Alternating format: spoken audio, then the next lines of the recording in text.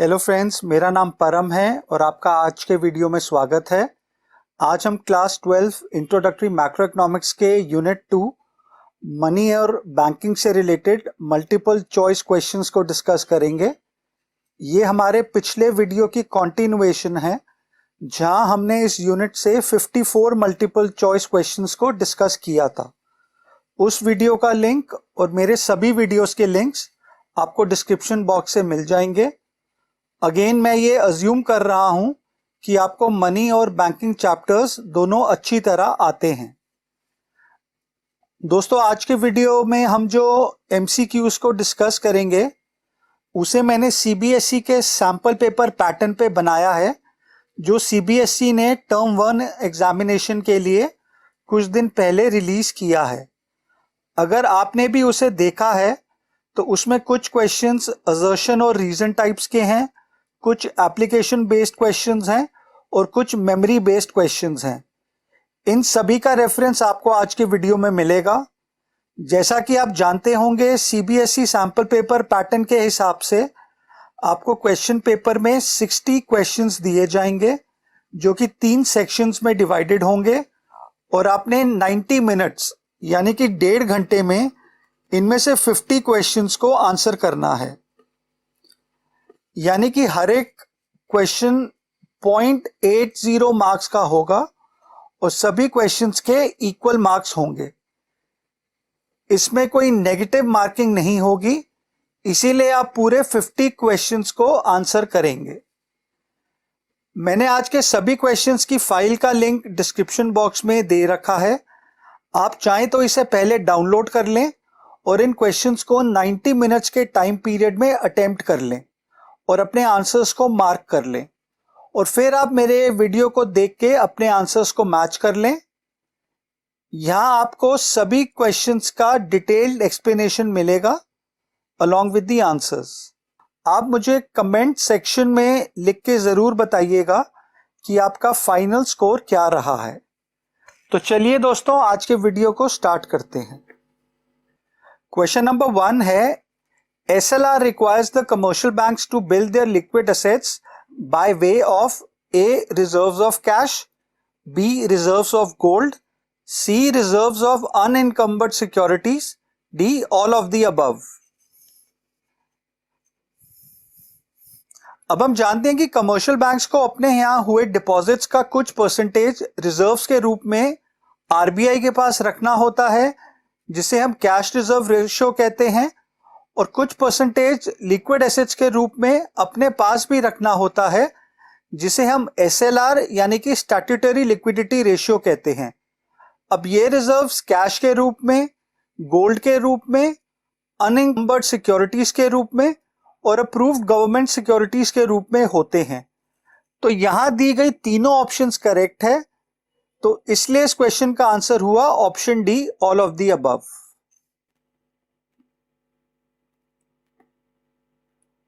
Question number 2 है, central bank is an apex bank of the country that A. controls the entire banking system of the country, B. issues currency, C. acts as a banker to the government, D. all of these। अब ये भी simple है। Central banks के 5 functions होते हैं: currency authority, banker to government, bankers bank and supervisor, controller of credit and money supply और custodian of foreign exchange reserves. अब यहां ऑप्शन बी और सी दोनों ही सेंट्रल बैंक के फंक्शंस हैं और ऑप्शन ए सेंट्रल बैंक की डेफिनेशन है। यानी कि ये तीनों ऑप्शन सेंट्रल बैंक से रिलेटेड हैं और करेक्ट हैं। तो इस क्वेश्चन का आंसर है option D, all of these. Question number 3 है, maximum credit that the commercial banks can legally create is indicated by A. 1 divided by SLR, B. 1 divided by LRR into cash reserves, C. 1 divided by LRR into primary deposits, D. both B and C। अब यहां हमसे पूछा गया है कि commercial banks अपने यहां हुए इनिशियल डिपॉजिट्स के बेसिस पे मैक्सिमम कितना क्रेडिट क्रिएट कर सकते हैं। अब हमने money creation by commercial banks में यह पढ़ा है कि बैंक्स जो टोटल डिपॉजिट्स क्रिएट करते हैं वो होते हैं initial deposits multiplied by money multiplier, और हम ये भी जानते हैं कि मनी मल्टीप्लायर होता है 1 डिवाइडेड बाय LRR। यानी कि बैंक्स जो टोटल डिपॉजिट्स क्रिएट करते हैं उसे हम ऐसे भी लिख सकते हैं initial deposits into 1 divided by LRR। अब हम ये भी जानते हैं कि LRR के दो कंपोनेंट्स होते हैं, CRR और SLR, और इन दोनों को जोड़ के ही LRR का फिगर निकलता है। यानी कि हम इन दोनों को अलग अलग कंसिडर नहीं करते हैं, इसीलिए ऑप्शन ए गलत होगी। अब ऑप्शन सी करेक्ट है, क्योंकि हम जानते हैं कि इनिशियल डिपॉजिट्स का दूसरा नाम प्राइमरी डिपॉजिट्स होता है। अब अगर आप इस क्वेश्चन का आंसर ऑप्शन सी मार्क करके आएंगे तो आपका आंसर गलत होगा, क्योंकि ऑप्शन बी भी करेक्ट है। अब हम जानते हैं कि बैंक्स तब तक क्रेडिट क्रिएट करेंगे जब तक इनिशियल डिपॉजिट्स और कैश रिजर्व्स का फिगर सेम नहीं हो जाएगा। यानी कि टोटल डिपॉजिट्स के फॉर्मूला में हम इनिशियल डिपॉजिट्स की जगह पे कैश रिजर्व्स भी लिख सकते हैं, क्योंकि दोनों की वैल्यू सेम होगी। यानी कि फाइनली इस क्वेश्चन का करेक्ट आंसर हुआ option D, both B and C. Question number 4 है, which of these is not a function of central bank? A, accepting deposits of general public, B, custodian of foreign exchange reserves, C, bankers bank, D, currency authority। अब यहां हमें बताना है कि इनमें से central bank का कौन सा फंक्शन नहीं है। अब ये स्ट्रेट फॉरवर्ड है, ऑप्शंस बी, सी और डी सेंट्रल बैंक के फंक्शंस होते हैं। अब सेंट्रल बैंक पब्लिक से डायरेक्टली डील नहीं करता है, तो इस क्वेश्चन का करेक्ट आंसर है ऑप्शन ए। क्वेश्चन 5 है, this bank operates in public interest without any profit motive. A, reserve bank of India, B, state bank of India, C, central bank of India, D, UCO bank. अब ये भी simple है, हम जानते हैं कि हमारी कंट्री का सेंट्रल बैंक यानी कि reserve bank of India profit motive से नहीं बल्कि पब्लिक वेलफेयर के मोटिव से ऑपरेट करता है। तो इस क्वेश्चन का करेक्ट आंसर है ऑप्शन ए। ध्यान रहे यहां ऑप्शन सी में जो सेंट्रल बैंक ऑफ इंडिया दे रखा है इसका मतलब रिजर्व बैंक नहीं है। इस नाम का भी एक कमर्शियल बैंक है जो पब्लिक सेक्टर को बिलोंग करता है।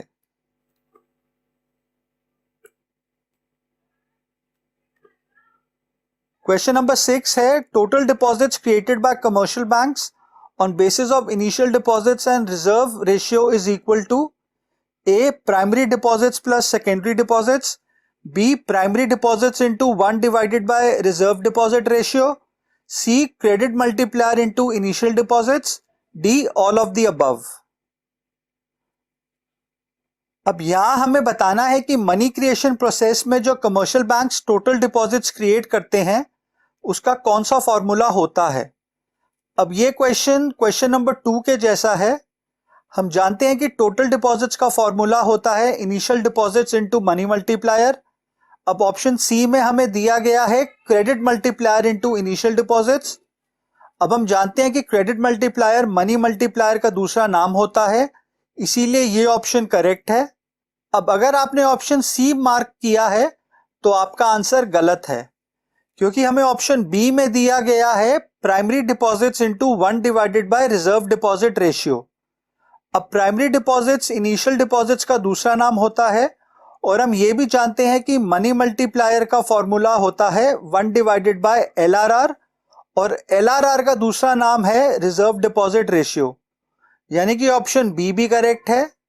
अब ऑप्शंस बी और सी दोनों करेक्ट हैं, तो बाय डिफॉल्ट इस क्वेश्चन का करेक्ट आंसर हुआ option D, all of the above. अब for your information, primary deposit से जो बैंक्स डिपॉजिट्स क्रिएट करता है उन्हें हम सेकेंडरी डिपॉजिट्स कहते हैं, और फाइनली प्राइमरी डिपॉजिट्स और सेकेंडरी डिपॉजिट्स का सम टोटल डिपॉजिट्स होते हैं, इसीलिए ऑप्शन ए भी करेक्ट है। तो फाइनली इस क्वेश्चन का आंसर हुआ option D, all of the above. Question number 7 है, banks are able to create credit many times more than initial deposits through dash option A secondary deposit, B advancing loans, C accepting deposits, D primary deposits. अब ये मैंने आपको अभी अभी बताया था कि बैंक जो इनिशियल डिपॉजिट्स यानी कि प्राइमरी डिपॉजिट्स के बेसिस पे डिपॉजिट्स क्रिएट करते हैं और जो प्राइमरी डिपॉजिट्स के मल्टीपल्स में होते हैं depending upon the value of LRR, उन्हें हम सेकेंडरी डिपॉजिट्स कहते हैं। तो इस क्वेश्चन का करेक्ट आंसर है option A secondary deposits.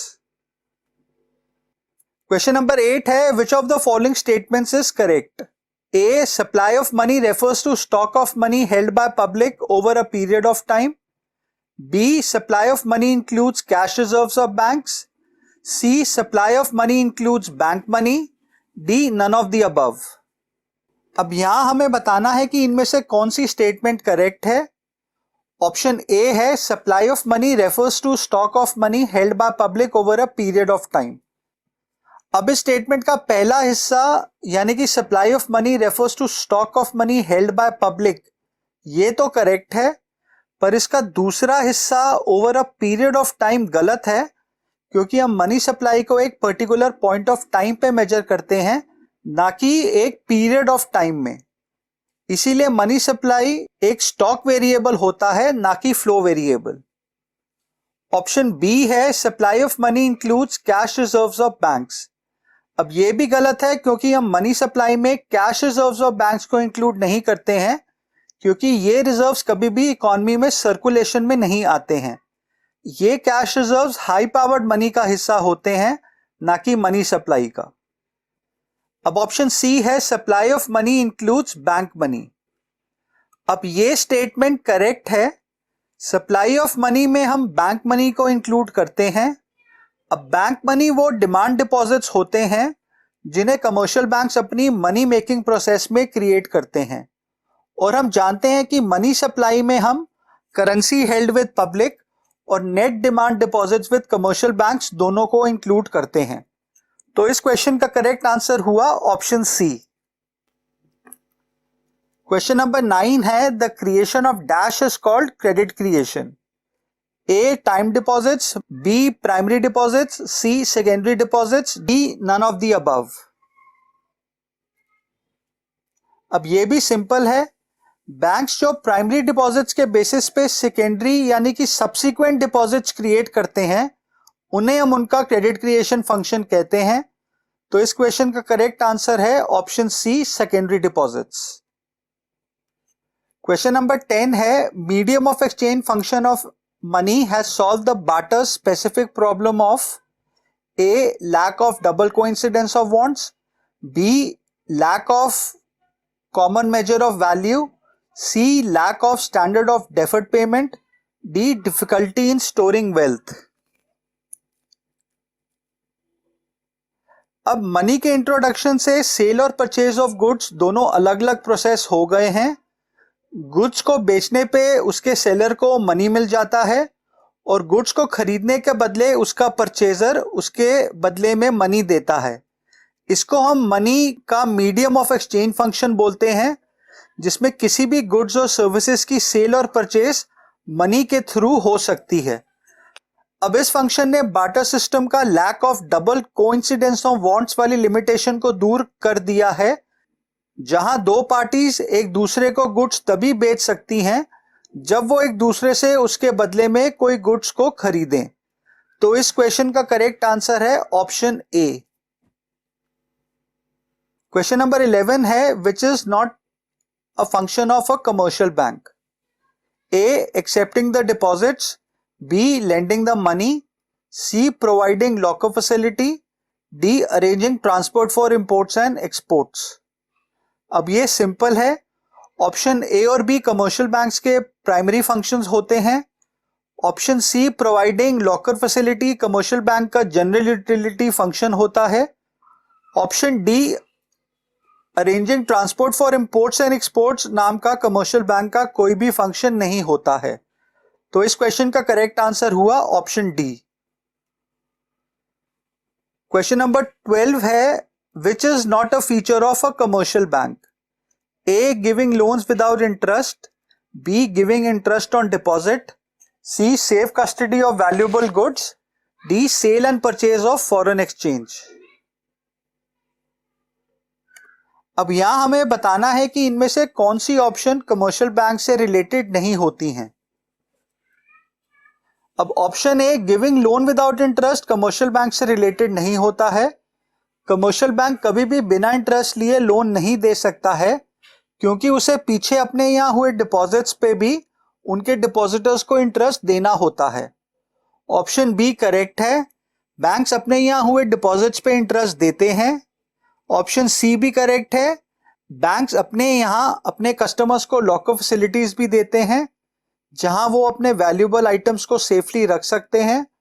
Option D भी करेक्ट है, बैंक्स अपने कस्टमर्स के बिहाफ पे फॉरेन एक्सचेंज की सेल और परचेज भी करते हैं। तो इस क्वेश्चन का करेक्ट आंसर हुआ ऑप्शन ए। क्वेश्चन नंबर 13 है, name the deposits which are payable on demand without any restrictions.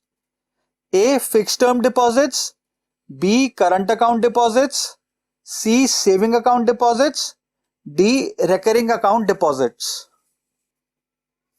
अब यहां हमें बताना है कि इनमें से कौन सा डिपॉजिट को उसका डिपॉजिटर बिना किसी लिमिटेशन के विड्रॉ कर सकता है।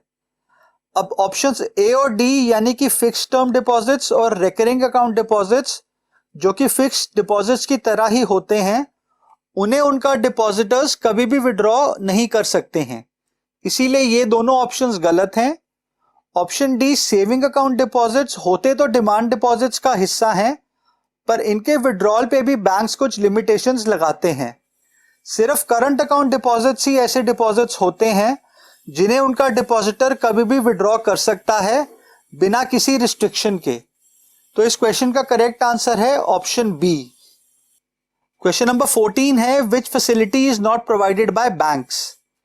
ए issue of overdrafts, B collection of receipts on behalf of customers, C giving information to traders, D promotion of sales by advertisement. अब यहां हमें बताना है कि इनमें से कौन सी फैसिलिटी कमर्शियल बैंक्स नहीं देते हैं। अब बैंक्स अपने कस्टमर्स को ओवरड्राफ्ट फैसिलिटीज देते हैं, साथ में वो अपने कस्टमर्स के बिहाफ पे पेमेंट्स रिसीव भी करते हैं और टैक्स, इंश्योरेंस इत्यादि भी पे करते हैं। साथ में वो लेटर्स ऑफ रेफरेंस भी इशू करते हैं, जिनमें वो अपने कस्टमर्स को दूसरे ट्रेडर्स के बारे में इंफॉर्मेशन देते हैं। इसीलिए पहली तीन ऑप्शंस को बैंक्स प्रोवाइड करते हैं, पर banks promotion of sales by advertisement नाम की कोई सर्विस नहीं देते हैं। इसीलिए इस क्वेश्चन का करेक्ट आंसर है ऑप्शन डी। क्वेश्चन नंबर 15 है, who issues 10 rupee note in India. A ministry of finance, B state bank of India, C RBI, D central bank of India. अब हम जानते हैं कि 1 रुपए के नोट को छोड़ के सेंट्रल बैंक यानी कि आरबीआई सभी प्रकार के नोट्स को इशू करते हैं, जिसमें 10 रुपए का नोट भी शामिल होता है।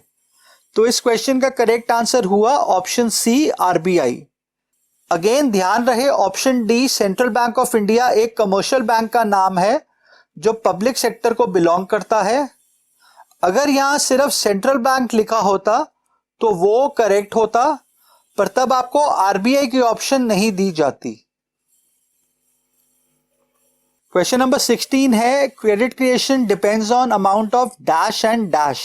ए primary deposits and bank rate, B secondary deposits and LRR, C primary deposits and LRR, D time deposits and SLR.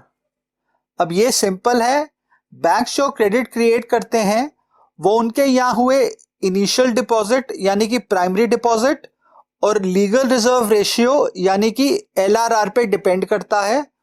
तो इस क्वेश्चन का करेक्ट आंसर है ऑप्शन सी। क्वेश्चन नंबर 17 है, it is the rate at which the central bank of a country lends money to commercial banks in the event of any shortfall of funds. A repo rate, B bank rate, C prime lending rate, D reverse repo rate. अब हम जानते हैं कि commercial banks RBI से short term needs और long term needs के लिए loan लेते हैं। शॉर्ट टर्म नीड्स पे बैंक आरबीआई को रिपो रेट देते हैं और लॉन्ग टर्म नीड्स पे वो आरबीआई को बैंक रेट देते हैं।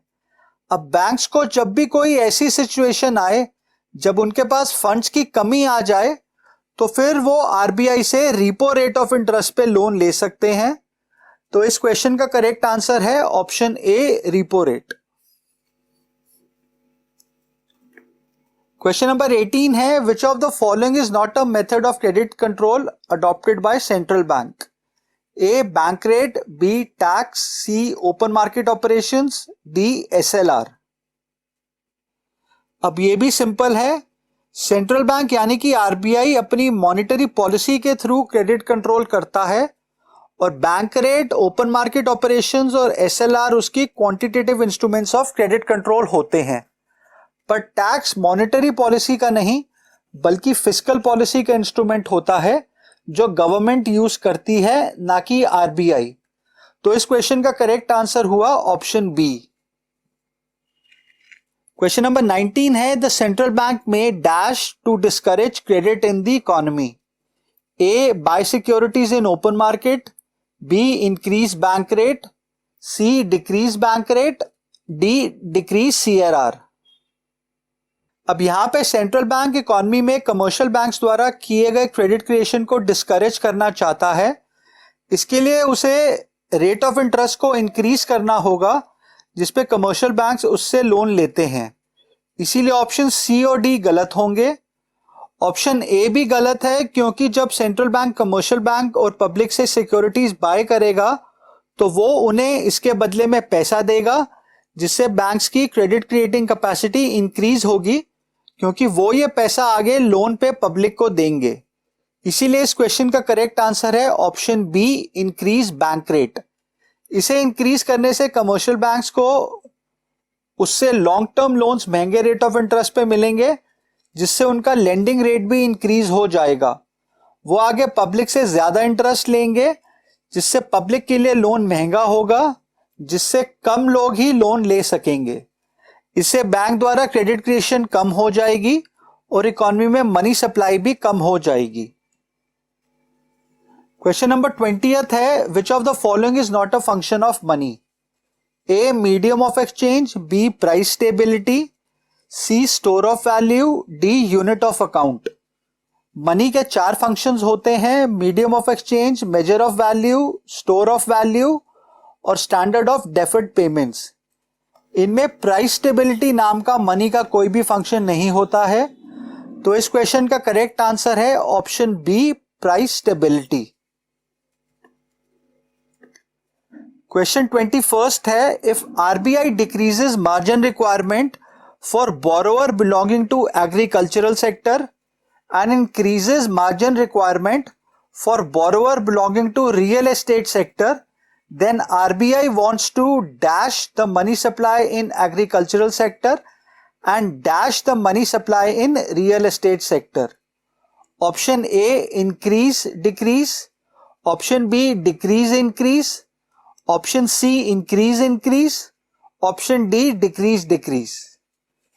अब जब आरबीआई एग्रीकल्चरल सेक्टर के बोरोवर के लिए मार्जिन रिक्वायरमेंट्स को कम करेगा तब उस बोरोवर को उसके द्वारा दी गई सिक्योरिटी की मार्केट वैल्यू के अगेंस्ट कमर्शियल बैंक ज्यादा लोन देंगे जिससे उनकी क्रेडिट क्रिएशन कैपेसिटी इंक्रीज होगी और एग्रीकल्चर सेक्टर में मनी सप्लाई इंक्रीज होगी।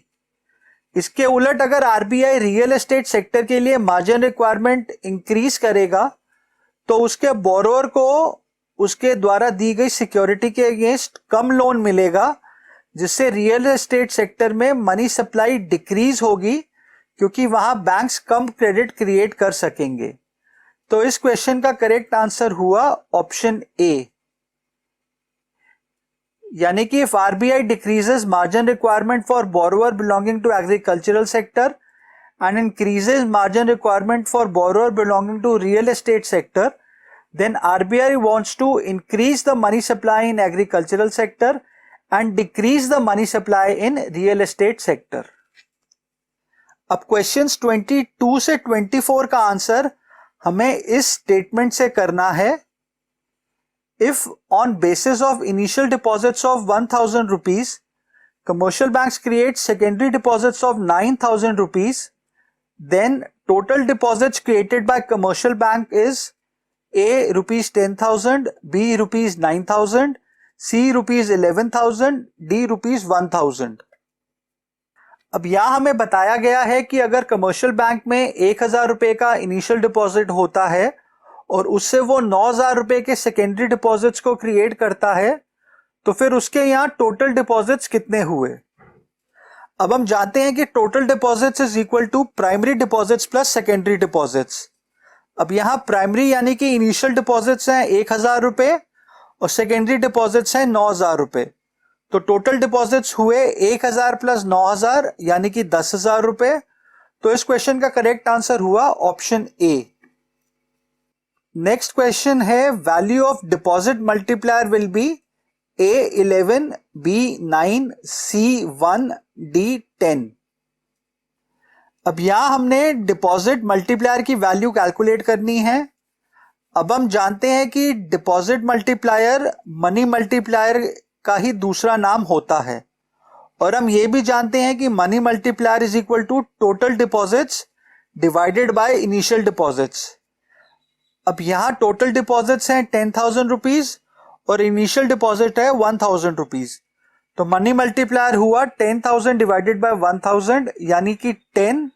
इसीलिए इस क्वेश्चन का करेक्ट आंसर हुआ ऑप्शन डी. क्वेश्चन नंबर 24 है reserve ratio will be A 5%, B 10%, C 20%, D 50%. अब यहां हमें रिजर्व रेशियो कैलकुलेट करना है जो कि लीगल रिजर्व रेशियो का दूसरा नाम होता है. अब लीगल रिजर्व रेशियो का फॉर्मूला होता है 1 डिवाइडेड बाय मनी मल्टीप्लायर, क्योंकि LRR और मनी मल्टीप्लायर दोनों इनवर्सली रिलेटेड होते हैं. अब हमने पिछले क्वेश्चन में मनी मल्टीप्लायर कैलकुलेट किया है 10, तो रिजर्व रेशियो हुआ 1/10 यानी कि 0.1 या फिर 10%. तो इस क्वेश्चन का करेक्ट आंसर हुआ ऑप्शन बी.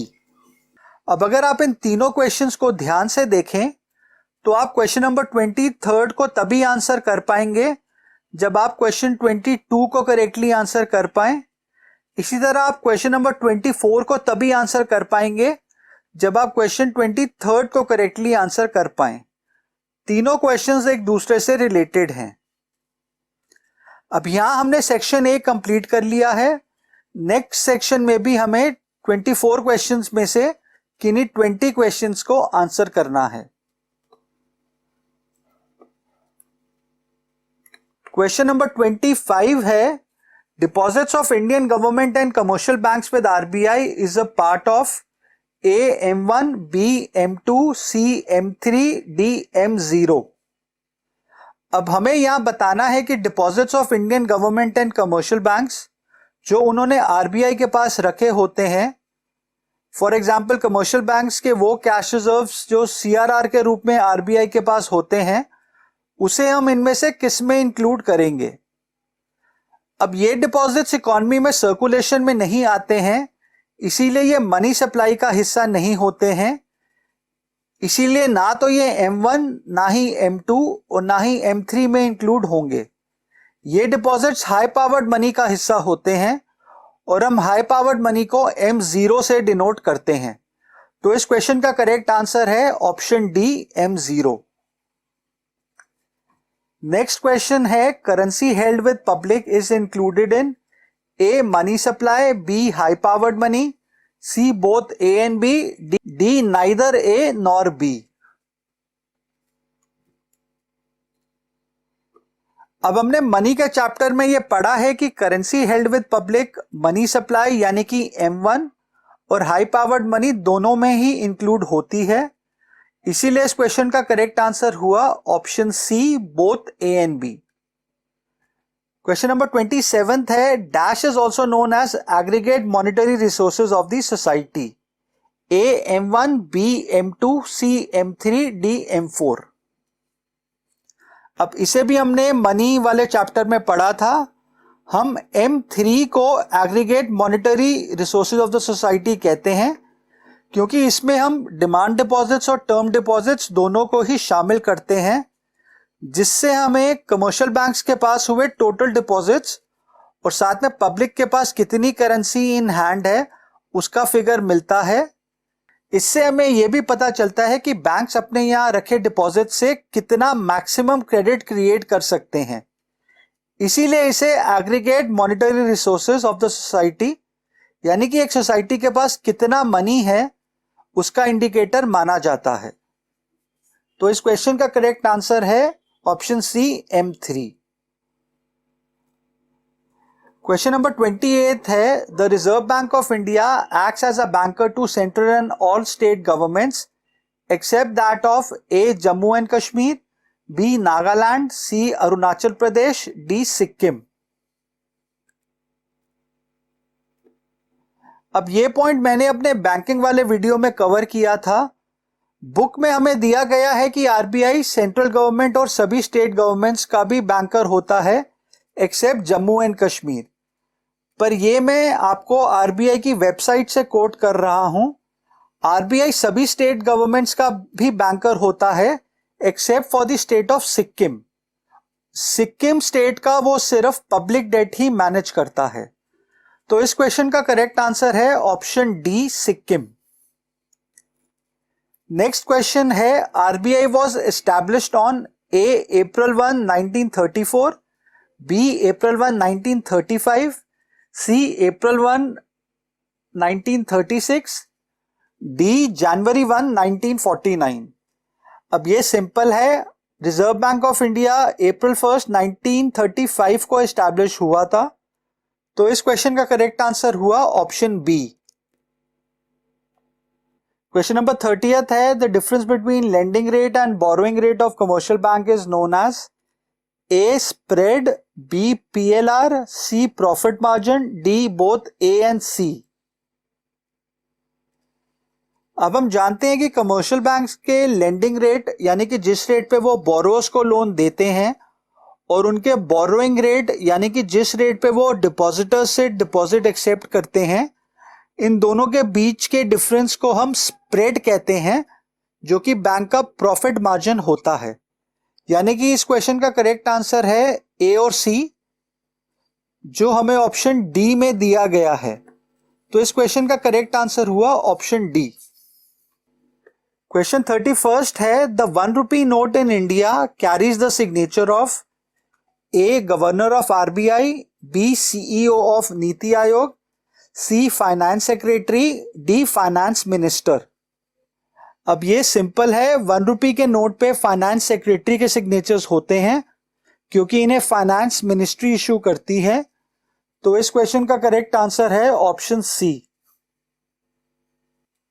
क्वेश्चन नंबर 32 है, as bankers to banks central bank provides following functions, A clearing house, B custodian of cash reserves, C lender of last resort, D all of the above. अब ये भी straightforward है, RBI commercial banks का भी banker होता है और उन्हें clearing house, custodian of cash reserves और लेंडर ऑफ लास्ट रिजॉर्ट तीनों की ही सर्विसेज देता है। तो इस क्वेश्चन का करेक्ट आंसर हुआ option D all of the above. Question number 33 है, the policy adopted by the central bank in the direction of credit control is called A monetary policy, B fiscal policy, C trade policy, D both A and B. अब हम जानते हैं कि central bank की policy जिससे वो credit control यानी कि मनी सप्लाई को कंट्रोल करता है उसे हम मॉनेटरी पॉलिसी कहते हैं। तो इस क्वेश्चन का करेक्ट आंसर हुआ ऑप्शन ए मॉनेटरी पॉलिसी। क्वेश्चन नंबर 34 है, if initial deposits with commercial bank is ₹500 and reserve deposit ratio is increased by RBI from 10% to 20%, then the total deposits created by commercial banks will dash from rupees dash to rupees dash। अब यहां हमें दिया गया है कि commercial bank के पास initial deposits हैं 500 रुपए के और रिजर्व डिपॉजिट रेशियो जो कि लीगल रिजर्व रेशियो का दूसरा नाम है वो 10% से बढ़ के 20% हो गया है। इससे कमर्शियल बैंक द्वारा क्रिएटेड टोटल डिपॉजिट्स बढ़ेंगे या घटेंगे, और उनका पहला क्या फिगर था जब LRR 10% था और अब क्या फिगर होगा जब LRR 20% हो गया है। अब हम जानते हैं कि total deposits is equal to initial deposit into money multiplier, और मनी मल्टीप्लायर होता है 1 डिवाइडेड बाय LRR। तो जब LRR 10% था तब मनी मल्टीप्लायर हुआ 1 डिवाइडेड बाय 10%, या 1 divided by 10 into 100 which is equal to 10। और जब LRR 20% होगा तो मनी मल्टीप्लायर होगा 1 डिवाइडेड बाय 20%, या 1 divided by 20 into 100 which is equal to 5। यानी कि जब LRR 10% था तब बैंक ने टोटल डिपॉजिट्स क्रिएट किए 500 इंटू 10 यानी कि 5000, और जब LRR 20% है तो बैंक ने टोटल डिपॉजिट्स क्रिएट किए 500 into 5 which is equal to 2500, यानी कि टोटल डिपॉजिट्स 5000 से घट के 2500 हो गए हैं। तो इस क्वेश्चन का करेक्ट आंसर हुआ option C. If initial deposits with commercial bank is ₹500 and reserve deposit ratio is increased by RBI from 10% to 20%, then the total deposits created by commercial banks will decrease from ₹5,000 to ₹2,500। यानी कि इस question का correct answer है option सी। Next question है dash instruments of money policy affect the total volume of money supply in the economy, whereas dash instruments of money policy affect the direction of money supply in the economy। अब ये simple है, monetary policy के quantitative instruments ये decide करते हैं कि एक economy में कितनी मनी सप्लाई होनी चाहिए, और मॉनेटरी पॉलिसी के क्वालिटेटिव इंस्ट्रूमेंट्स ये डिसाइड करते हैं कि ये मनी सप्लाई कौन कौन से सेक्टर्स में जानी चाहिए। तो इस क्वेश्चन का करेक्ट आंसर है option A. Quantitative instruments of monetary policy affect the total volume of money supply in the economy, whereas qualitative instruments of monetary policy affect the direction of money supply in the economy। Question number 36 है the present governor of RBI is A. Mr. Raghuram Rajan, B. Mr. Shaktikanta Das, C. Mr. Urijit Patel, D. Mrs. Nirmala Sitharaman। अब इस question का correct answer है option B mister Shaktikanta दास। Next question है read the following statements carefully and choose the correct alternative from the following। Statement 1, central bank issues currency, hence it is the source of money supply। Statement 2, commercial banks create credit, hence they are a source of money supply। अब यहाँ हमें 4 alternate options दे रखी हैं। पहली option है both the statements are true, second option है both the statements are false, third option है statement 1 is true and statement 2 is false, और फोर्थ ऑप्शन है statement 2 is true and statement 1 is false. अब इन questions को tackle करने के लिए हमें इन दोनों स्टेटमेंट्स को इंडिविजुअली पढ़ना है और ये बताना है कि क्या ये दोनों स्टेटमेंट्स करेक्ट हैं या फिर ये दोनों स्टेटमेंट्स गलत हैं, या इनमें से एक स्टेटमेंट सही है और दूसरी गलत है। अब स्टेटमेंट 1 करेक्ट है क्योंकि सेंट्रल बैंक ₹1 के नोट्स को छोड़ के बाकी सभी नोट्स को प्रिंट करता है, इसीलिए वो मनी सप्लाई का सोर्स है। अब स्टेटमेंट 2 भी करेक्ट है क्योंकि कमर्शियल बैंक्स अपने प्राइमरी फंक्शंस के थ्रू इकॉनमी में मनी क्रिएट करते हैं। M1 source of money supply में जो demand deposits with commercial banks होते हैं वो ये बैंक मनी होता है जिसे कमर्शियल बैंक्स क्रिएट करते हैं। इसीलिए इस क्वेश्चन का करेक्ट आंसर है option A, both the statements are true. अब क्वेश्चन 38 भी सिमिलर पैटर्न का है। Read the following statements carefully and choose the correct alternative from the following. Statement 1, RBI increased margin requirements from 20 to 25%, money supply will increase. Statement 2, RBI increased bank rates from 4 to 5%, money supply will decrease. दिए गए options हैं option A both the statements are true, option B both the statements are false, option C statement 1 is true and statement 2 is false, option D statement 2 is true and statement 1 is false. अब यहाँ पे दी गई statement number 1 false है क्योंकि जब RBI margin requirement को increase करेगा तो फिर कमर्शियल बैंक्स बोरोर्स को उनकी दी गई सिक्योरिटी के अगेंस्ट कम लोन ऑफर कर सकेंगे, जिससे उनके द्वारा क्रिएटेड क्रेडिट कम होगा और मनी सप्लाई भी कम होगी। स्टेटमेंट 2 करेक्ट है, क्योंकि जब आरबीआई बैंक रेट को इंक्रीज करेगा तब कमर्शियल बैंक्स की लेंडिंग रेट्स इंक्रीज हो जाएंगे, जिससे वो आगे पब्लिक को महंगे रेट ऑफ इंटरेस्ट पे लोन देंगे। इससे वो कम क्रेडिट क्रिएट कर सकेंगे और इकॉनमी में मनी सप्लाई भी कम हो जाएगी। इसीलिए इस क्वेश्चन का करेक्ट आंसर है option D, statement 2 is true and statement 1 is false. Question number 39 है, from the following given sets of statements in column 1 and 2 choose the correct pair of statements. अब यहाँ हमें 4 पेयर ऑफ स्टेटमेंट्स दे रखी हैं column 1 and 2 में, और हमें इनमें से करेक्ट पेयर को चूज करना है। अब पहला पेयर है रिवर्स रिपो रेट और रीपरचेज रेट। अब ये पेयर गलत है, क्योंकि रीपरचेज रेट रिपो रेट का दूसरा नाम होता है, ना कि रिवर्स रिपो रेट का। पेयर बी भी गलत है, क्योंकि डिस्काउंट रेट बैंक रेट का दूसरा नाम होता है, ना कि रिपो रेट का। पेयर सी करेक्ट है, क्योंकि क्रेडिट मल्टीप्लायर मनी मल्टीप्लायर का दूसरा नाम होता है। और पेयर डी भी गलत है, लीगल रिजर्व रेशियो का दूसरा नाम या तो रिजर्व डिपॉजिट रेशियो होता है या फिर रिजर्व रेशियो, ना कि करेंसी डिपॉजिट रेशियो। तो इस क्वेश्चन का करेक्ट आंसर है ऑप्शन बी, जहां पर कॉलम 1 की ऑप्शन सी कॉलम 2 की ऑप्शन 3 के साथ मैच होती है। दोस्तों, अगले कुछ क्वेश्चंस अब असर्शन रीजन टाइप्स क्वेश्चंस हैं। मुझे काफ़ी स्टूडेंट्स ने बोला है कि ये क्वेश्चंस इन्हें समझने में डिफ़िकल्ट लगते हैं। अब मैं आपको स्टेप बाय स्टेप समझाता हूं कि इन क्वेश्चंस को कैसे आंसर किया जाए, ताकि आपको इन्हें समझने में और आंसर करने में कभी भी कोई परेशानी ना आए। पहले हम क्वेश्चन नंबर 40 को पूरा पढ़ लेते हैं और फिर मैं आपको समझाता हूं कि इन क्वेश्चंस को कैसे आंसर करना चाहिए। क्वेश्चन नंबर 40 है, read the following statements assertion and reason. अब यहां हमें 2 स्टेटमेंट्स दी गई हैं। स्टेटमेंट 1 है असर्शन और स्टेटमेंट 2 उसका रीजन हो भी सकता है और नहीं भी। अब इस क्वेश्चन में असर्शन हमें दे रखा है, RBI uses repo rate instrument of its monetary policy and increases it from 4% to 4.5%।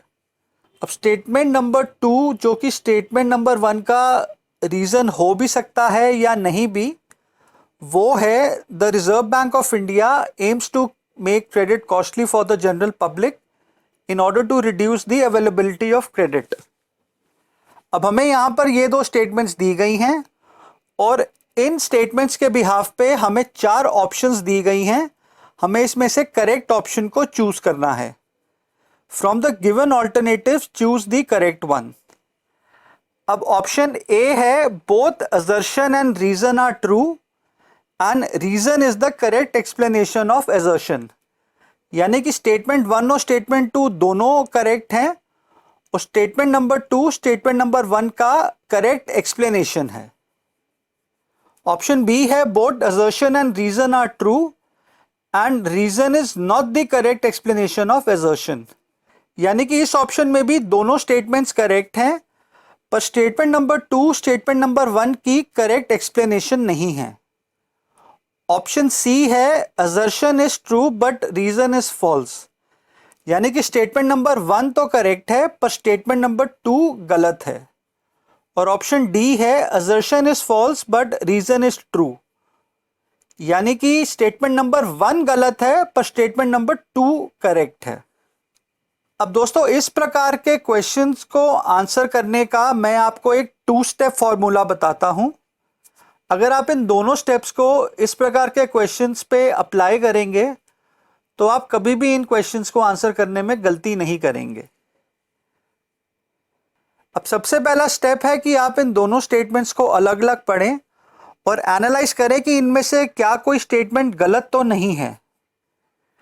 अब क्योंकि अनलाइक क्वेश्चन नंबर 38 टाइप्स के क्वेश्चंस, जहां दोनों स्टेटमेंट्स गलत भी हो सकती हैं, इन असर्शन रीजन वाले क्वेश्चंस में हमेशा एक स्टेटमेंट करेक्ट होगी। अब अगर इनमें से एक भी स्टेटमेंट गलत है तो आपका काम बन गया, आपको आगे जाने की ज़रूरत नहीं है। इस केस में आप ऑप्शन सी और डी में से एक को मार्क करेंगे, डिपेंडिंग अपॉन कि असर्शन वाली स्टेटमेंट गलत है या फिर रीजन वाली स्टेटमेंट गलत है। आपको आगे कुछ करने की जरूरत नहीं है। अब अगर दोनों स्टेटमेंट्स ही करेक्ट हैं, तब आपने ये देखना है कि क्या रीजन वाली स्टेटमेंट असर्शन वाली स्टेटमेंट का करेक्ट एक्सप्लेनेशन है। इस केस में आप ऑप्शन ए को मार्क करेंगे, और अगर रीजन वाली स्टेटमेंट असर्शन वाली स्टेटमेंट का करेक्ट एक्सप्लेनेशन नहीं है, तब आप ऑप्शन बी को मार्क करेंगे। अब हमेशा रीजन वाली स्टेटमेंट असर्शन वाली स्टेटमेंट की एक्सप्लेनेशन होगी, ना कि अदर वे अराउंड। इसीलिए आप असर्शन वाली स्टेटमेंट को पढ़िए और फिर उसके बाद क्योंकि लगा के रीजन वाली स्टेटमेंट को पढ़िए। अगर आपको लगे कि क्योंकि शब्द लगा के यानी कि बिकॉज वर्ड लगा के दोनों स्टेटमेंट्स मेक सेंस, तो फिर रीजन वाली स्टेटमेंट असर्शन वाली स्टेटमेंट की एक्सप्लेनेशन होगी। अब अगर आप ये दो स्टेप्स को फॉलो कर लें, तो फिर आप इन टाइप्स के क्वेश्चंस में कभी भी गलती नहीं करेंगे। तो चलिए इन 2 स्टेप्स वाले फॉर्मूला को इन क्वेश्चंस पे लगाते हैं और इन क्वेश्चंस को सॉल्व करते हैं। अब क्वेश्चन नंबर 40 को मैंने अभी अभी आपके लिए पढ़ा था। अब यहां पर पहली स्टेटमेंट जो कि असर्शन स्टेटमेंट है, वो ये है कि RBI uses repo rate instrument of its monetary policy and increases it from 4 to 5%। और स्टेटमेंट 2 जो कि रीजन की स्टेटमेंट है, वो ये है the reserve bank of India aims to make credit costly for the general public in order to reduce the availability of credit. अब हम अपने 2 स्टेप वाले फॉर्मूला से इस क्वेश्चन को सॉल्व करते हैं। अब पहला स्टेप है कि हम इन दोनों स्टेटमेंट्स को इंडिविजुअली पढ़ते हैं कि क्या ये दोनों करेक्ट हैं या इनमें से कोई एक गलत है। अगर इनमें से एक भी गलत निकलेगी तो हमें आगे बढ़ने की जरूरत नहीं पड़ेगी। अब असर्शन वाली स्टेटमेंट कहती है कि आरबीआई ने रिपो रेट जो उसकी मॉनेटरी पॉलिसी का इंस्ट्रूमेंट है उसको 4% से बढ़ाकर 4.5% कर दिया। अब ये स्टेटमेंट ऑब्वियसली करेक्ट है। रिपो रेट आरबीआई की मॉनेटरी पॉलिसी का इंस्ट्रूमेंट होता है, इसीलिए वो इसे घटा और बढ़ा सकता है। अब रीजन वाली स्टेटमेंट कहती है कि आरबीआई जब इकॉनमी में क्रेडिट की अवेलेबिलिटी को कम करना चाहता है, तब वो उसे महंगा कर देता है। अब ये स्टेटमेंट भी करेक्ट है, इसीलिए यहां पे ऑप्शन सी और डी एप्लीकेबल नहीं होंगे। अब हमारे 2 स्टेप फॉर्मूला का सेकंड स्टेप है कि क्या इन दोनों स्टेटमेंट्स में कोई कनेक्शन है, जहां रीजन वाली स्टेटमेंट असर्शन वाली स्टेटमेंट की एक्सप्लेनेशन है। इसके लिए हम इन दोनों स्टेटमेंट्स के बीच क्योंकि शब्द यानी कि बिकॉज वर्ड को अटैच करेंगे और फिर इन दोनों को पढ़ेंगे। RBI uses repo rate of instrument. RBI uses repo rate instrument of its monetary policy and increases it from 4% to 5% because the RBI aims to make credit costly for the general public in order to reduce the availability of credit. यानी कि RBI ने repo rate को increase किया क्योंकि वो आम public के लिए क्रेडिट को महंगा करना चाहता था, जिससे इकॉनमी में उसकी अवेलेबिलिटी कम हो जाए। अब दोनों स्टेटमेंट्स के बीच में बिकॉज लगाने से दिस मेक्स परफेक्ट सेंस। जब आरबीआई रिपो रेट को इंक्रीज करेगा, तब वो कमर्शियल बैंक को ज़्यादा रेट ऑफ इंटरेस्ट पे लोन देगा, जिससे कमर्शियल बैंक्स के लेंडिंग रेट इंक्रीज हो जाएंगे और वो आगे पब्लिक को महंगे रेट ऑफ इंटरेस्ट पे लोन देंगे, जिससे कम लोग उसे लेंगे और इकॉनमी में कम क्रेडिट क्रिएट होगा और मनी सप्लाई डिक्रीज होगी। यानी कि ये दोनों स्टेटमेंट्स करेक्ट भी हैं और रीजन वाली स्टेटमेंट असर्शन वाली स्टेटमेंट का करेक्ट एक्सप्लेनेशन भी है। तो इस क्वेश्चन का आंसर हुआ option A. Both assertion and reason are true and reason is the correct explanation of assertion. चलिए अब नेक्स्ट क्वेश्चन को सॉल्व करते हैं। यहाँ हमें 2 स्टेटमेंट्स दी गई हैं और हमें बताना है कि क्या ये दोनों स्टेटमेंट्स करेक्ट हैं या गलत हैं, या इनमें से कोई एक स्टेटमेंट करेक्ट है और दूसरी गलत है। अब स्टेटमेंट नंबर 1 है, the value of money multiplier is determined by the reserve ratio prevailing in the monetary system. और स्टेटमेंट 2 है, the process of credit creation directly relates to the value of reserve ratio. अब हमें 4 alternate options दे रखी हैं। Option A, both the statements are true. Option B, both the statements are false. Option C, statement 1 is true and statement 2 is false. और option D, statement 2 is true and statement 1 is false.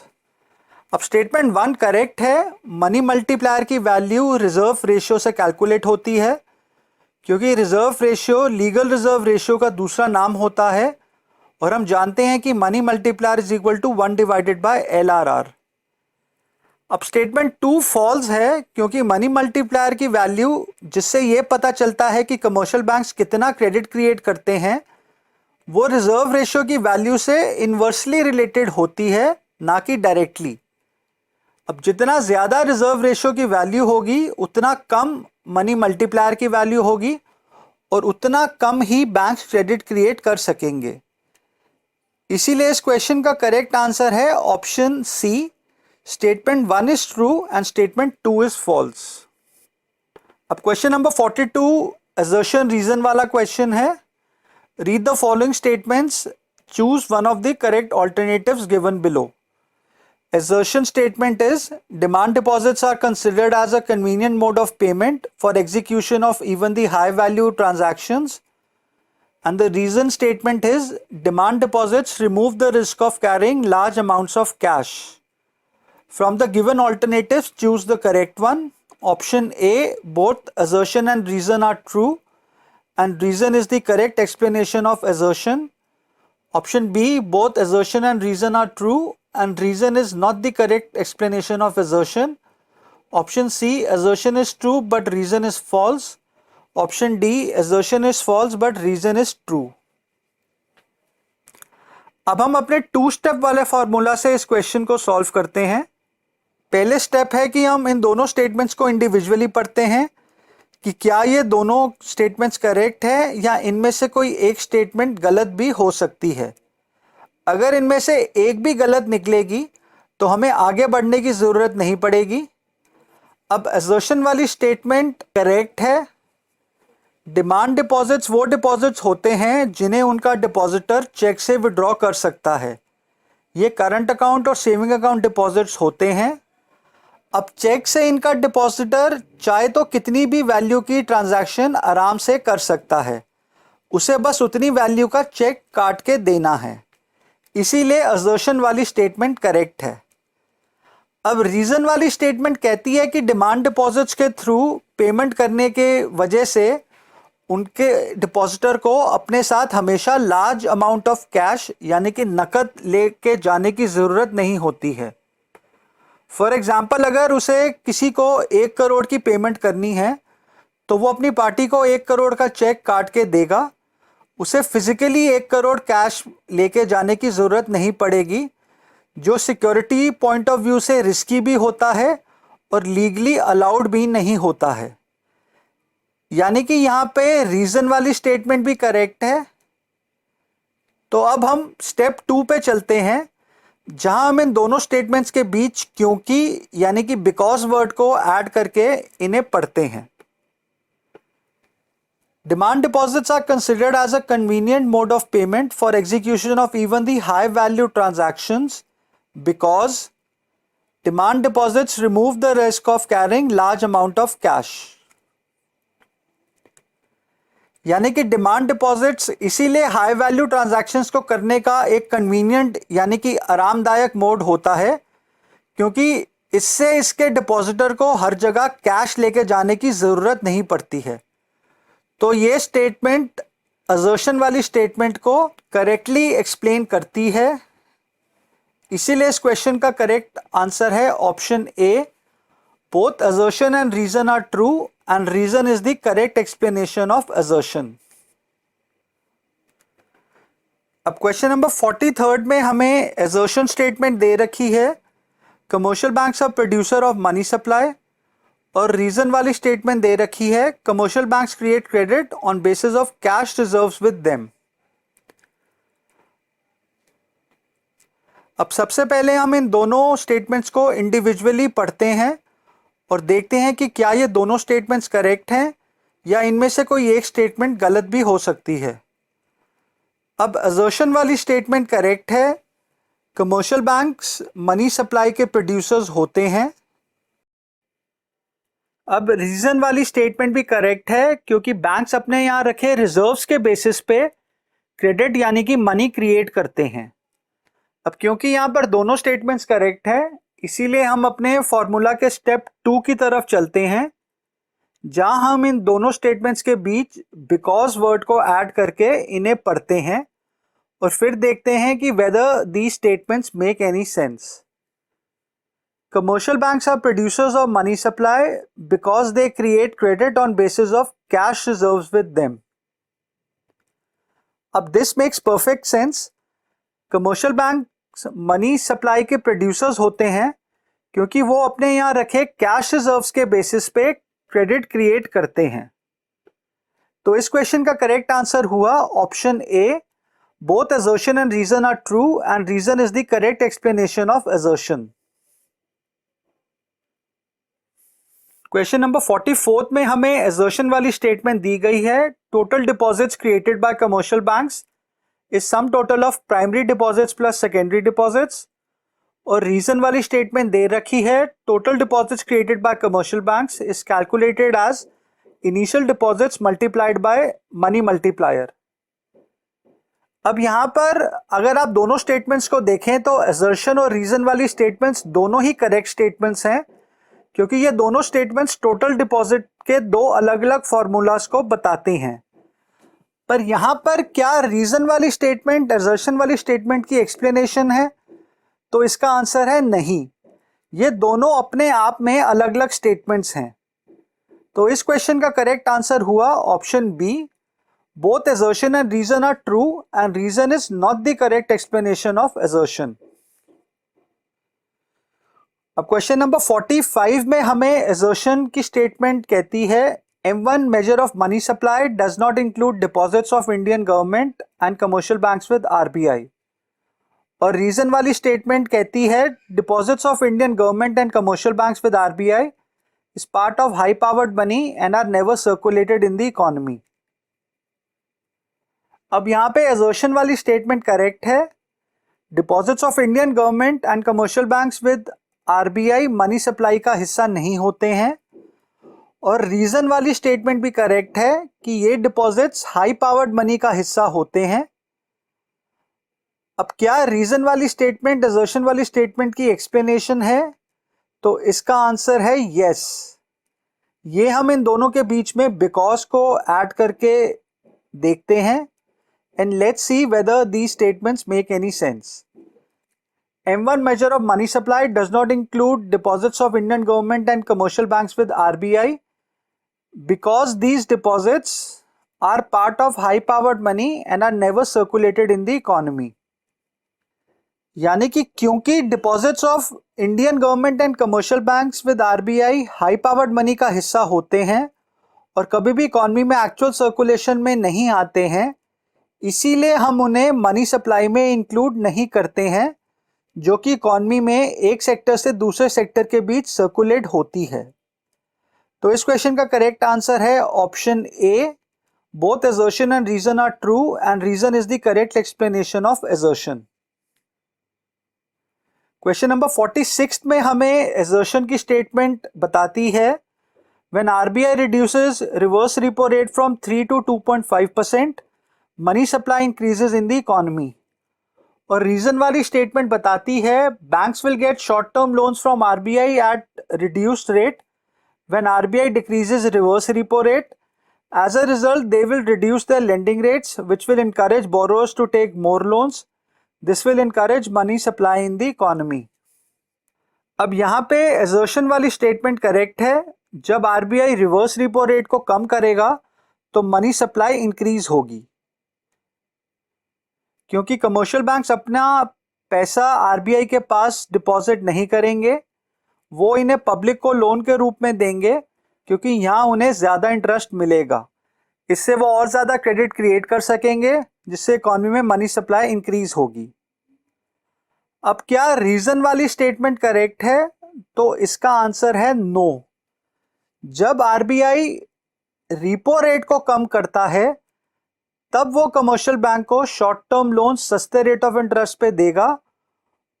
पर हमें इस statement में repo rate नहीं बल्कि reverse repo rate दिया गया है।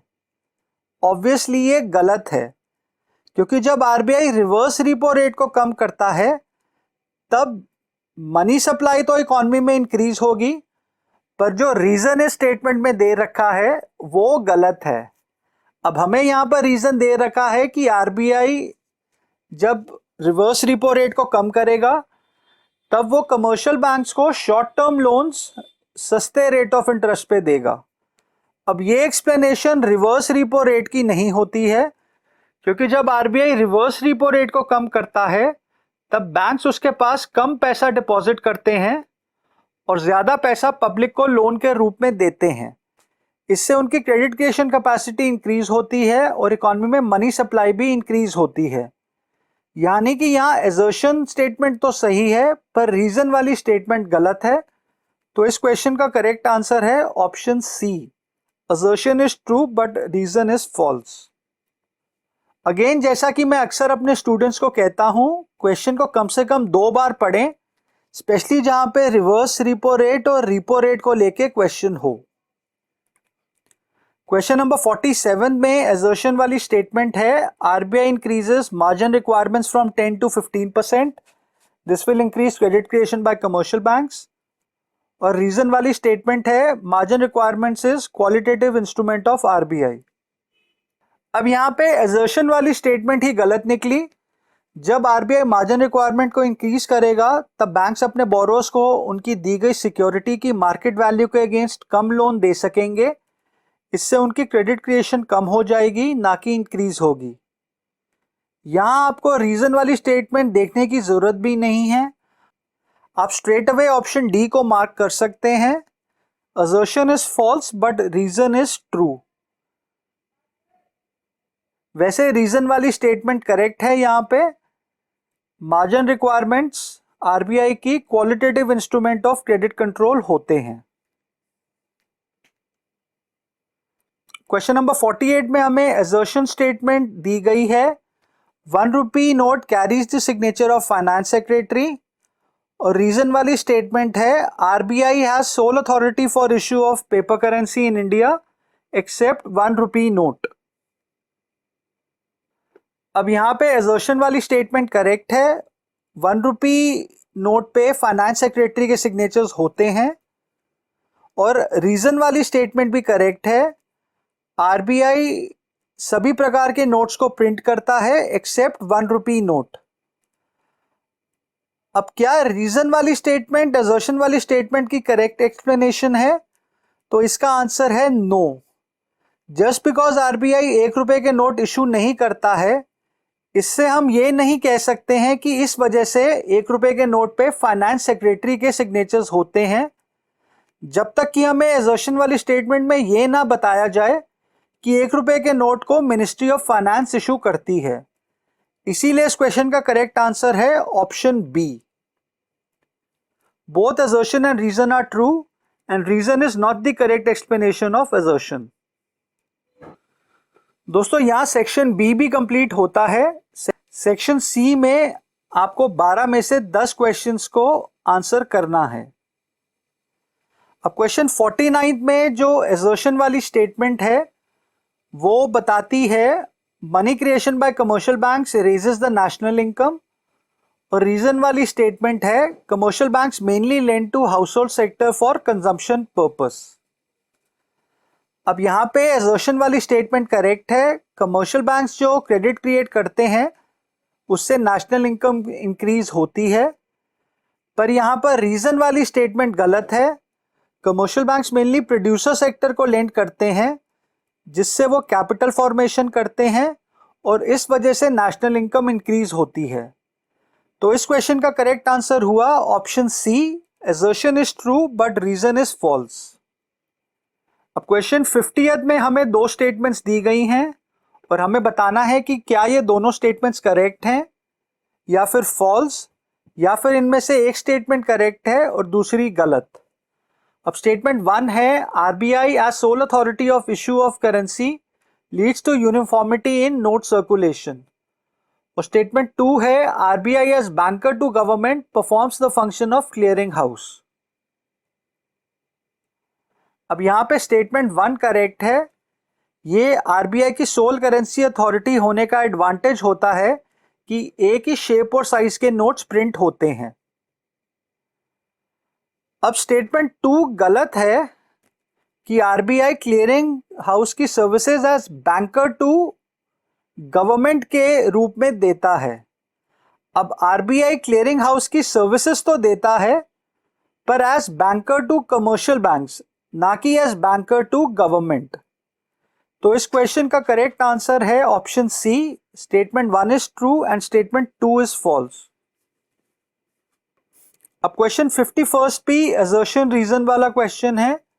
यहां असर्शन स्टेटमेंट है M1 measure of money supply is known as transaction money, और उसका रीजन हमें दिया गया है all components of M1 are easily used as medium of exchange. अब यहां पे असर्शन वाली स्टेटमेंट करेक्ट है। हम M1 measure of money supply को ट्रांजैक्शन मनी कहते हैं। अब हमें इसका रीजन दिया गया है कि क्योंकि M1 measure of money supply के सभी कंपोनेंट्स हाईली लिक्विड होते हैं, इसीलिए हम M1 को ट्रांजैक्शन मनी बोलते हैं। तो रीजन वाली स्टेटमेंट भी करेक्ट है। यहां हम इन दोनों स्टेटमेंट्स के बीच में बिकॉज वर्ड को ऐड करते हैं और फिर इन्हें पढ़ते हैं। M1 measure of money supply is known as transaction money because all components of M1 are easily used as a medium of exchange. अब this makes perfect sense क्योंकि M1 में हम कॉइन्स, करेंसी, डिमांड डिपॉजिट्स को include करते हैं जो highly liquid होते हैं और जिन्हें गुड्स और सर्विसेज की ट्रांजैक्शन के बदले में लिया जाता है। इसीलिए हम M1 measure of money supply को ट्रांजैक्शन मनी कहते हैं। इसीलिए यहां रीजन वाली स्टेटमेंट असर्शन वाली स्टेटमेंट को करेक्ट एक्सप्लेन करती है। अब क्योंकि यहां रीजन वाली स्टेटमेंट असर्शन वाली स्टेटमेंट को करेक्टली एक्सप्लेन करती है, तो इस क्वेश्चन का करेक्ट आंसर है option A, both assertion and reason are true and reason is the correct explanation of assertion. Next question में हमें दोनों स्टेटमेंट्स में से यह बताना है कि क्या ये दोनों करेक्ट हैं या फिर दोनों गलत हैं, या इनमें से एक करेक्ट है और दूसरी गलत है। अब स्टेटमेंट नंबर 1 है if initial deposit is ₹1000 and LRR is 20%, then total deposit created by commercial bank is ₹5000। Statement 2 है if initial deposit is ₹1000 and total deposits created by commercial bank is ₹10,000, then LRR is 20%। अब statement 1 correct है। अगर LRR 20% है तो money multiplier हुआ 1 divided by 20%, यानी कि 1 divided by 20 into 100 which is equal to 5, और टोटल डिपॉजिट्स हुए इनिशियल डिपॉजिट्स यानी कि 1000 मल्टीप्लाइड बाय मनी मल्टीप्लायर यानी कि 5 which is equal to 5000 rupees. और स्टेटमेंट सेकेंड गलत है क्योंकि हम जानते हैं कि money multiplier is equal to total deposits divided by initial deposits, यानी कि 10,000 divided by 1000 which is equal to 10, और LRR हुआ 1 डिवाइडेड बाय मनी मल्टीप्लायर यानी कि 1 divided by 10 which is equal to 0.1 या फिर 10%, और यहां हमें दिया गया है LRR इज 20%। तो इस क्वेश्चन का करेक्ट आंसर हुआ option C, statement 1 is true and statement 2 is false. Question number 53 है if LRR is 20%, then initial deposit of 500 will create total cash reserves of dash and total deposits of dash। अब जब LRR 20% होगा तो money multiplier हुआ 1 divided by LRR यानी कि 1 divided by 20%, या फिर 1 divided by 20 into 100 which is equal to 5, और टोटल डिपॉजिट्स हुए इनिशियल डिपॉजिट्स यानी कि 500 इंटू मनी मल्टीप्लायर जो कि यहाँ पर 5 है, यानी कि टोटल 2500 रुपीज़। और हम ये भी जानते हैं कि जब बैंक द्वारा ये क्रेडिट क्रिएशन प्रोसेस खत्म होगा तब total cash reserve will be equal to initial deposits यानी कि 500 रुपीज़। तो इस क्वेश्चन का करेक्ट आंसर हुआ option B. If LRR is 20%, then initial deposit of rupees 500 will create total cash reserves of rupees 500 and total deposits of rupees 2500. Question 54th है, if LRR is 25%, then initial deposit of 1000 rupees will create secondary deposits of option A rupees 3000, option B rupees 2000, option C rupees 1000, option D rupees 4000. अब अगर LRR 25% होगा तो money multiplier हुआ 1 divided by LRR यानी कि 1 divided by 25% या फिर 1 divided by 25 into 100 which is equal to 4।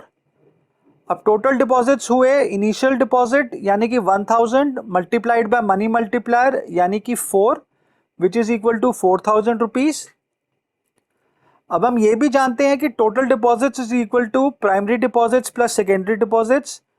अब यहाँ टोटल डिपॉजिट्स हैं 4000 रुपये और प्राइमरी डिपॉजिट्स यानी कि इनिशियल डिपॉजिट्स हैं 1000 रुपये। तो सेकेंडरी डिपॉजिट्स हुए टोटल डिपॉजिट्स यानी कि 4000 माइनस प्राइमरी डिपॉजिट यानी कि 1000 which is equal to rupees 3000। तो इस क्वेश्चन का करेक्ट आंसर है ऑप्शन ए रुपीज़ 3000। क्वेश्चन 55 है, match the statements given under column A with the correct options given under column B.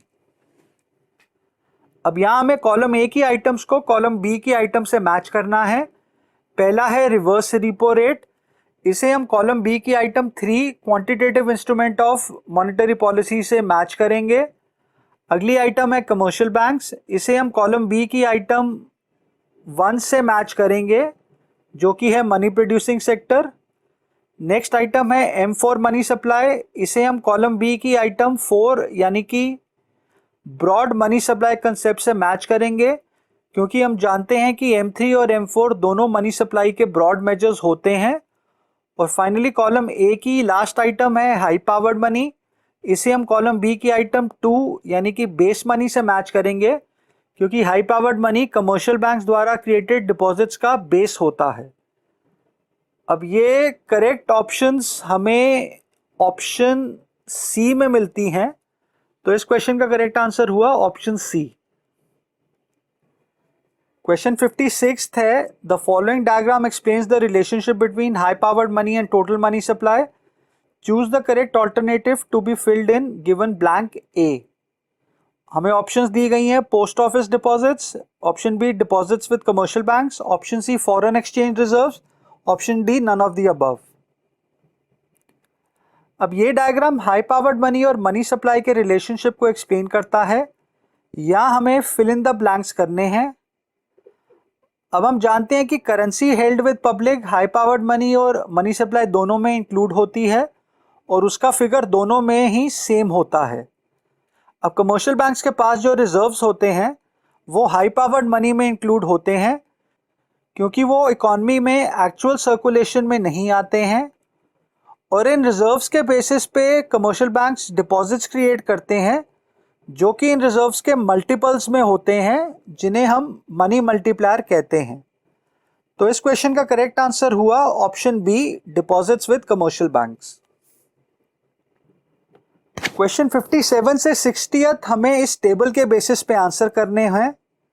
अगले 4 क्वेश्चंस में हमें basically M1, M2, M3, M4 को इस टेबल में दिए गए डाटा से कैलकुलेट करना है। क्वेश्चन नंबर 57 है, the value of M1 is option A 1525 crore, option B 1600 crore, option C 1450 crore, option D 1500 crore. अब क्योंकि हमने M1, M2, M3 और M4 को कैलकुलेट करना है तो सबसे पहले हम M1 को कैलकुलेट करेंगे क्योंकि ये बाकी तीनों मेजर्स में इंक्लूड होता है। अब अगर आपने इसे गलत कैलकुलेट कर दिया तो आपके बाकी तीनों आंसर्स भी गलत होंगे। हम जानते हैं कि M1 में हम currency and coins held with public, net demand deposit with commercial banks और अदर डिपॉजिट विद RBI को इंक्लूड करते हैं। अब हमें पहले नंबर से करेंसी विद पब्लिक का फिगर मिल जाएगा और तीसरे नंबर से अदर डिपॉजिट्स विद RBI का फिगर मिल जाएगा। अब नंबर 2 पे हमें दिया गया है total demand deposits with bank, तो क्या हम इसे सीधा M1 में इंक्लूड करेंगे? तो इसका आंसर है नो। अब क्योंकि हमें आइटम नंबर 7 दे रखी है इंटर बैंक डिमांड डिपॉजिट्स, जो कि ग्रॉस डिमांड डिपॉजिट्स होते हैं, जो कि एक कमर्शियल बैंक दूसरे बैंक में करता है और जो M1 में इंक्लूड नहीं होते हैं। तो जब हम टोटल डिमांड डिपॉजिट्स में से ग्रॉस डिमांड डिपॉजिट्स को माइनस करेंगे तो फिर हमें net demand deposits with bank का फिगर मिलेगा, जो बेसिकली पब्लिक द्वारा बैंक्स में किया गया डिमांड डिपॉजिट्स होते हैं। तो यहाँ हम आइटम 7 को आइटम 2 से माइनस करेंगे और फिर इसमें आइटम 1 और आइटम 3 को ऐड करेंगे, जिससे हमें M1 का फिगर मिलेगा, जो कि होगा 1000 plus 500 minus 75 plus 25 which is equal to 1450 crore rupees. तो क्वेश्चन नंबर 57 का आंसर हुआ ऑप्शन सी। अब क्वेश्चन नंबर 58 में हमें M2 की वैल्यू निकालनी है और हमें ऑप्शंस दी गई हैं। Option A 1550 crore, option B 1700 crore, option C 1625 crore, option D 1600 crore. अब हम जानते हैं कि M2 कैलकुलेट करने के लिए हमें M1 में पोस्ट ऑफिस सेविंग डिपॉजिट्स को ऐड करना होता है। अब post office saving bank deposits हमें आइटम 5 में दी गई हैं, इन्हें हम M1 में ऐड करेंगे, जिससे हमें M2 का फिगर मिलेगा, जो कि होगा 1450 crore plus 100 crore which is equal to 1550 crore rupees. ये हमें ऑप्शन ए में मिलता है। तो इस क्वेश्चन का करेक्ट आंसर है option A 1550 crore rupees. Question 59 में हमें M3 की वैल्यू कैलकुलेट करनी है और हमें ऑप्शंस दिए गए हैं। Option A 1875 crore, option B 1950 crore, option C 1650 crore, option D 1670 crore. अब हम जानते हैं कि M3 measure of money supply होता है M1 plus net time deposits with bank. अब हमें आइटम 5 से टोटल टाइम डिपॉजिट्स का फिगर दिया गया है और आइटम 8 में हमें इंटर बैंक टाइम डिपॉजिट्स का फिगर भी दिया गया है।